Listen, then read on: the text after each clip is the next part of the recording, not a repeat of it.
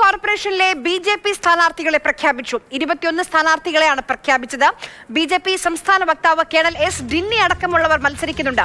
കണ്ണൻ നായർ വിവരങ്ങളുമായി നമുക്കിപ്പം ചേരുന്നുണ്ട്. കണ്ണൻ, ബി.ജെ.പിയുടെ സ്ഥാനാർത്ഥി ചിത്രമായിരിക്കുന്നു. ആരൊക്കെയുണ്ട് മത്സരരംഗത്ത്?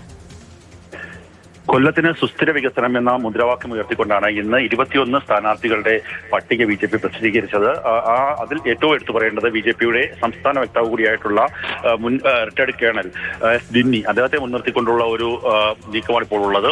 മുൻ യുവമോർച്ചയുടെ മുൻ ജില്ലാ പ്രസിഡന്റ് പ്രണവ് താമരക്കുളം, അതുപോലെ തന്നെ ദേവളിൽ നിന്ന് കഴിഞ്ഞ തവണ ജയിച്ച ശൈലജ അടക്കമുള്ള പ്രധാനപ്പെട്ട നേതാക്കന്മാരെ എല്ലാം രംഗത്തിറക്കിക്കൊണ്ടാണ് കോർപ്പറേഷൻ പിടിക്കുക എന്നുള്ള ലക്ഷ്യത്തോടു കൂടി ഇപ്പോൾ സ്ഥാനാർത്ഥികളെ പ്രഖ്യാപിച്ചിരിക്കുന്നത്. 6 ഡിവിഷനുകളിലാണ് കഴിഞ്ഞ തവണ ബി.ജെ.പി ജയിച്ചത്. 16 രണ്ടാം സ്ഥാനത്താണ്.